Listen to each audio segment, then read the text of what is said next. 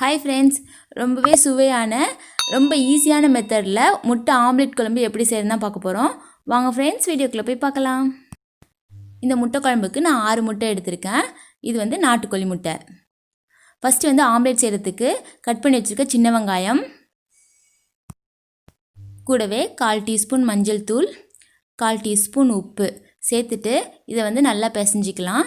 நம்ம குழம்புல சேர்க்க போகிறதுனால இதுக்கு வேறு எந்த மசாலா தூளும் சேர்க்க தேவையில்லை. அதே போல் உப்பும் கம்மியாகவே சேர்த்துக்கோங்க. வெங்காயம் நல்லா பிசைஞ்சதும் முட்டை எல்லாத்தையும் உடச்சிட்டு இந்த வெங்காயம் கூட சேர்த்துக்கலாம். எல்லா முட்டையும் சேர்த்தாச்சு. இப்போ வந்து ஒரு ஸ்பூன் வச்சு இது நல்லா அடித்து கலந்துக்கலாம். இது போல் நல்லா கலந்து வச்சுக்கிட்டோன்னா முட்டை நல்லா சாஃப்டாக ஸ்பாஞ்சியாக இருக்கும். இப்போ ஆம்லேட் செய்கிறதுக்கு தோசைக்கல்லை ஸ்டவ்வில் வச்சுட்டு 2 டேபிள் ஸ்பூன் எண்ணெய் சேர்த்துக்கலாம். எண்ணெய் நல்லா சூடானதும் இப்போ வந்து நம்ம கலந்து வச்சுருக்க முட்டையை வந்து இந்த எண்ணெயில் சேர்த்துடலாம். இந்த குழம்புக்கு முட்டை கொஞ்சம் கனமாக இருந்தால் நல்லாயிருக்கும். அதனால் நான் கலந்து வச்சுருக்க எல்லா முட்டையும் நான் ஒரே தடவையிலே சேர்த்துட்டேன். ஒரு பக்கம் நல்லா வெந்ததும் இதை அப்படியே நம்ம திருப்பி விட்டுக்கலாம். இன்னொரு பக்கமும் நல்லா வேகட்டும்.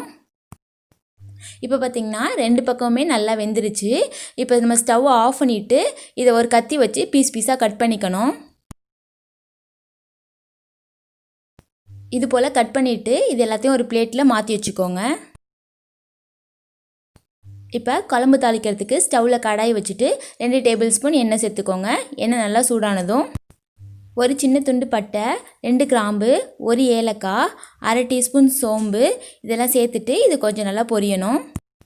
கூடவே 4 பச்சை மிளகாய், கட் பண்ணி வச்சுருக்க 10 சின்ன வெங்காயம் சேர்த்துட்டு இதை நல்லா வதக்கிக்கலாம்.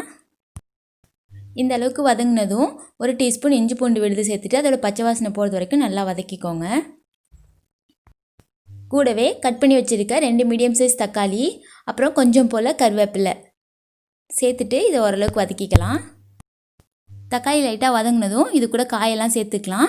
கட் பண்ணி வச்சுருக்க 1 உருளைக்கிழங்கு, 1 முருங்கைக்காய், கூடவே 2 கத்திரிக்காய் இது எல்லாத்தையும் சேர்த்துட்டு எண்ணெயில் ஒரு தடவை நல்லா கலந்து விட்டுக்கலாம். இவ்வளோ காயும் சேர்க்கணும்னு அவசியம் இல்லை.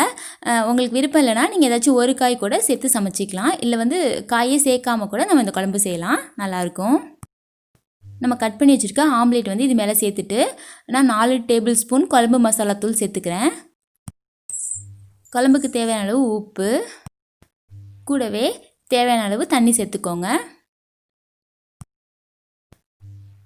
இதை வந்து மெதுவாக கலந்து விட்டுக்கலாம். முட்டை நல்லா வெந்துருச்சுன்னா முட்டை வந்து நமக்கு உடையாது. அதனால் ஆம்லேட் செய்யும் போதே நல்லா வேக வச்சுக்கோங்க. நம்ம தண்ணி சேர்த்ததும் குழம்பு வந்து இந்த அளவுக்கு தண்ணியாக இருக்க மாதிரி பார்த்துக்கோங்க.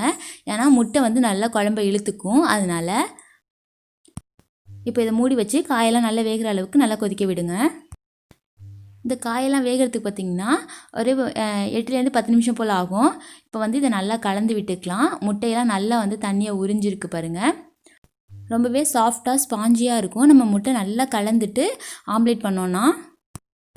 இப்போ இது கூட 3 டேபிள் ஸ்பூன் தேங்காய் விழுது சேர்க்குறேன். உங்களுக்கு விருப்பம் இல்லைன்னா நீங்கள் கம்மியாக சேர்த்துக்கலாம். அப்படிலாம் தேங்காய் விழுது சேர்க்காமல் கூட நம்ம செய்யலாம்.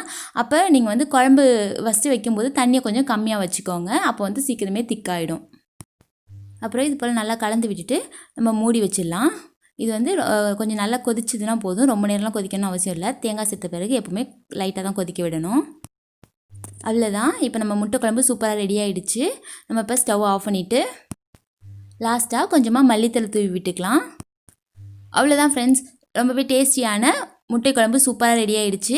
இந்த ரெசிபி உங்களுக்கு பிடிச்சிருந்தா நீங்களும் ட்ரை பண்ணி பாருங்கள். மறக்காமல் லைக் பண்ணுங்கள், ஷேர் பண்ணுங்கள், கமெண்ட் பண்ணுங்கள். தேங்க்ஸ் ஃபார் வாட்சிங்.